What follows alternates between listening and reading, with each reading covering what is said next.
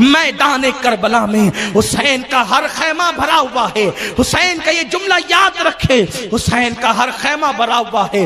کئی بھائی ہیں, کئی بچے ہیں, کئی بھتیجے ہیں, کہیں یار ہیں, کہیں آوان و انصار ہیں. اتنے میں میرے مولا ایک حجرے میں عشاء کی نماز کے بعد سارے ساتھیوں کو جمع کرتے ہیں.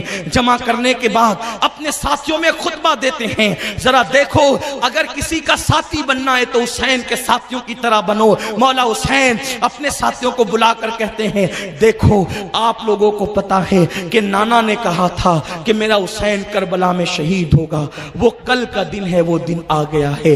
یہ میرے خون کے پیاسے ہیں, یہ مجھے شہید کر دیں گے, اس کے بعد یہ ٹھنڈے بیٹھ جائیں گے. اس لیے میں اپنے گھر والوں سے بھی کہتا ہوں, اپنے بھائی بھتیجوں سے بھی کہتا ہوں, اپنی بیویوں سے بھی کہتا ہوں, اپنی بیویوں سے کہتا ہوں, کوئی علی اکبر کا ہاتھ پکڑے, کوئی قاسم کا ہاتھ پکڑے, کوئی اصغر کو گود میں لے, میں چراغ بجھا دوں گا. یہ سب نکل کر کے چلے جائیں. ساتھیوں سے, آوان و انصار سے کہتا ہوں, یہ سب چلے جائیں. وہ میرے خون کے پیاسے ہیں. دن تڑکنے سے پہلے, دن نکلنے سے پہلے تم لوگ دور چلے جانا. یہ مجھے پائیں گے, یہ شہید کر دیں گے, میرا مقصد پورا ہو جائے گا, ان کا مقصد پورا ہو جائے گا, تمہاری جانیں بچ جائے گی. اس وقت مولا نے خطبہ دیا, اور خطبہ دینے کے بعد جلتا ہوا چراغ آپ نے اپنے ہاتھوں سے بجھا دیا. چراغ بجھ گیا.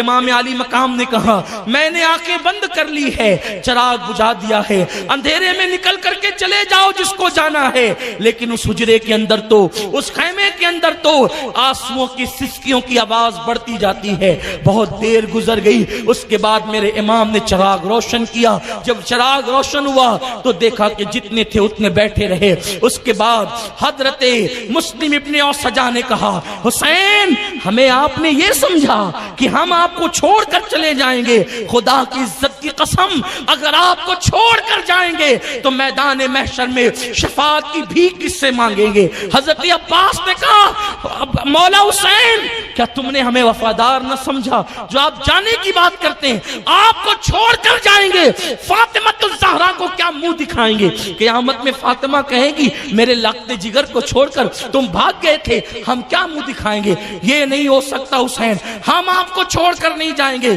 بلکہ خدا کی قسم ہمارے جسم میں خون کا ایک قطرہ ہوگا, اس وقت تک ہم آپ کو میدان کربلا میں بھی نہیں جانے دیں گے. بیویوں نے کہا, حسین ہم اجڑتا ہوا سہاگ دیکھیں گے, ہمارے ہاتھوں میں ہتکڑیاں, آپ کہتے ہیں نا کہ آپ کے بعد ہاتھوں میں ہتکڑیاں ہوگی, ہم برداشت کریں گے, اس لیے کہ جس کے ساتھ پھولوں کی سہج پر زندگی گزاری ہے, اس کی محبت میں کانٹوں کی راہ بھی ہم چلنے کا حوصلہ رکھتے ہیں. مولا حسین نے سب کو دعا دی اور فرمایا, سب اپنے اپنے حجرے میں جاؤ اور عبادت کرو, تلاوت کرو. آج کی رات گویا کہ 1377 سال پہلے میدان کربلا میں ایک سونی سونی سی رات تھی. دو لشکر تھے, ایک طرف 72 تھے, دوسری طرف 22,000, اور فرات کے کنارے پر فرات موجیں مار رہا تھا. اس وقت صرف فرات کی شریر آوازیں تھی. لیکن اگر آج کوئی کربلا جا کر دیکھے, کل 22,000 جو کر و فر کے ساتھ وہاں پر ناچ رہے تھے, آج ان کا نام و نشان نہیں. لیکن آج کے دن کوئی جائے کربلا میں, اس کو یوں لگے گا جیسے گنبد خضرا کی ساری بہاریں یہیں پر برس رہی ہے, مکے کی ساری بہاریں یہیں پہ برس رہی ہے. اللہ اکبر. اس وقت کربلا کا منظر کیا ہوگا یہ تو آپ انٹرنیٹ پر بھی دیکھ سکتے ہیں. کیا وہاں پر اللہ اکبر حسین کے بہت زیادہ چاہنے والوں کی بھیڑ ہوگی, ایسا جمگٹا کہ تل رکھنے کو جگہ نہیں. میرے پیارے آقا علیہ الصلوۃ والتسلیم کے پیارے دیوانوں, لیکن کہاں گیا وہ شامی اللہ اکبر حاکم کہاں گیا جسے دنیا یزید کہتی ہے؟ نہ آج اس کا نام, نہ اس کی اولاد کا نام.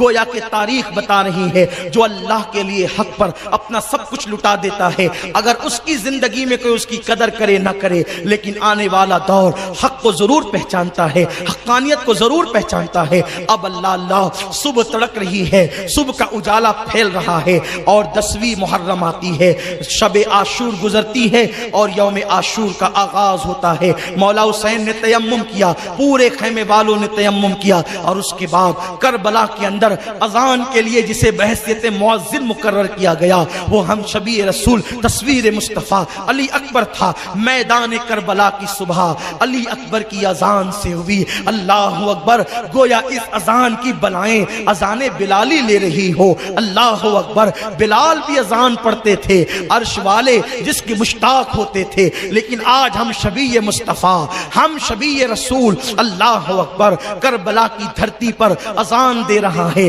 اور اکبر کی اذان کی آواز سے کربلا کی صبح کا آغاز ہوتا ہے۔ صبح ہوتی ہے، امام علی مقام نماز فجر پڑھاتے ہیں، اور اس کے بعد پھر آپ فوج کو ترتیب دیتے ہیں، ادھر 72 تن ہے، ادھر 22,000 ہے، اور اس کے بعد میدان کرب و بلا کے اندر جنگ کا آغاز ہوتا ہے۔ لیکن جنگ کے آغاز سے پہلے مولا حسین میدان کربلا میں کھڑے ہو کر اتمام حجت کے لیے ایک خطبہ ارشاد فرماتے ہیں۔ وہ خطبہ کا اختصار کے ساتھ یہ ہے کہ لوگوں یہ بتاؤ، میں نے کوئی چوری کی ہے، میں نے کوئی ڈاکہ ڈالا ہے، میں نے کسی کو ناحق قتل کیا ہے، میں نے کسی پہ ظلم کیا ہے، میں نے کوئی گناہ کیا ہے، میں نے کسی کو ستایا ہے، میں نے کسی کا دل دکھایا ہے، بتاؤ میں نے کیا کیا ہے؟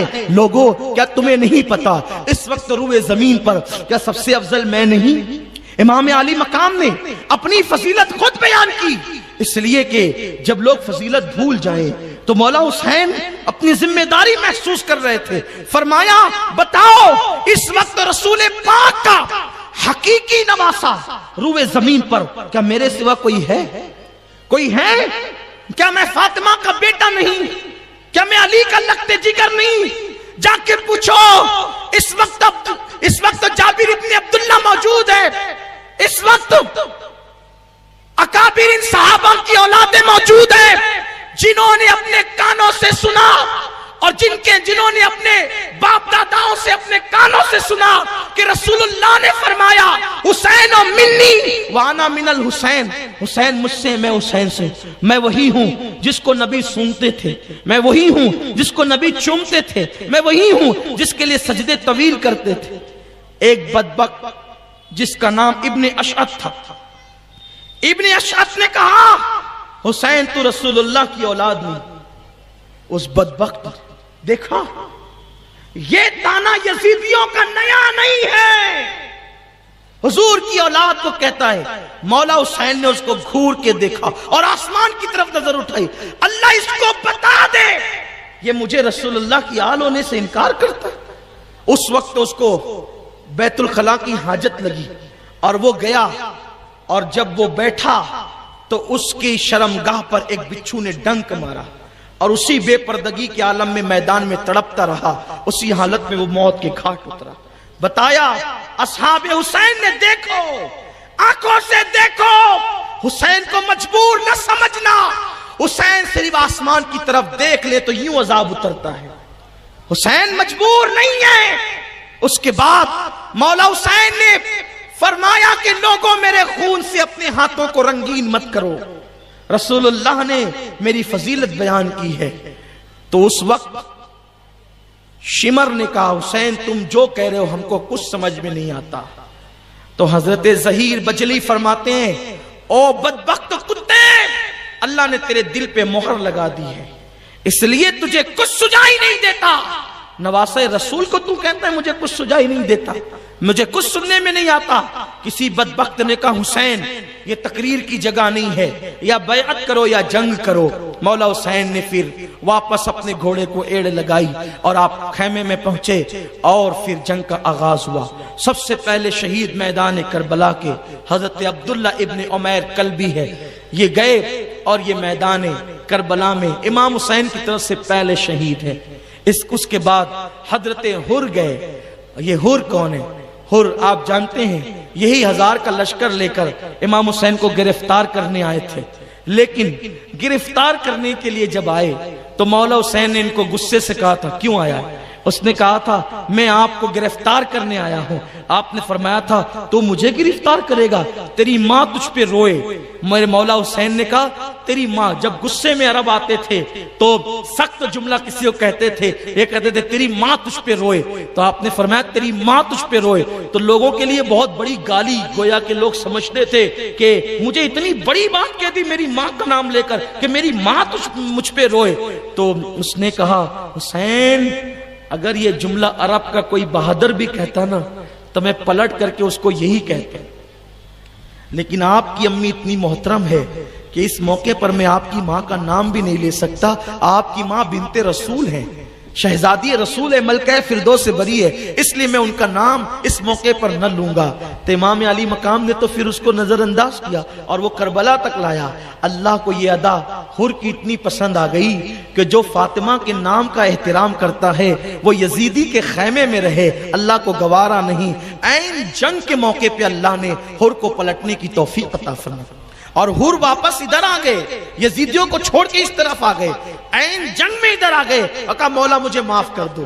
مولا حسین نے کہا جا معاف کیا, جتنی غلطیاں کی سب معاف کیا, اور یہ بھی فرمایا اس سے پہلے جو تو گناہ کر چکا جا اللہ نے اس کو بھی معاف کر دیا اور میں تجھے جنت کی بشارت دیتا ہوں. اور حر جو ہے لڑنے کے لیے گئے اور خوب قتل کیا لوگوں کو, واپس آئے, کہا مولا آپ راضی ہیں؟ فرمایا کہ میں تجھ سے راضی ہوں اور تو جہنم سے آزاد ہے. حر ہے, تیری ماں نے تیرا نام حر رکھا آزاد, جا تو جہنم سے آزاد ہے. اس کے بعد پھر پلٹ کر کے گئے اور چاروں طرف سے گھیر لیے گئے اور پھر شہید ہو گئے. حضرت قیس شہید ہوئے, مسلم ابن اوسجہ شہید ہوئے, حضرت حارث شہید ہوئے, اس طریقے سے حبیب شہید ہوئے. یہ شہادت کا سلسلہ چلتا رہا جب تک کہ آوان و انصار حسین موجود رہے. کسی بھی خاندان کے فرد کو ان لوگوں نے میدان کربلا میں جانے نہیں دیا. جب سارے غلام شہید ہو گئے تو اب باری ہاشمی نوجوانوں کی آئی. جو امام حسین کے خاندان کے لوگ تھے ان کی تعداد 32 بتائی جاتی ہے, 32, جس میں سے امام حسن کے 4 بیٹے, مولا علی کے دوسری بیوی کے 4 بیٹے, اس طریقے سے حضرت عقیل کے 3 بیٹے, اس طریقے سے حضرت عبداللہ ابن جعفر کے 2 بیٹے, امام حسین کے 2 بیٹے, یہ جو شہید ہوئے ہیں. اس طرح سے تعداد بنتی ہے 32.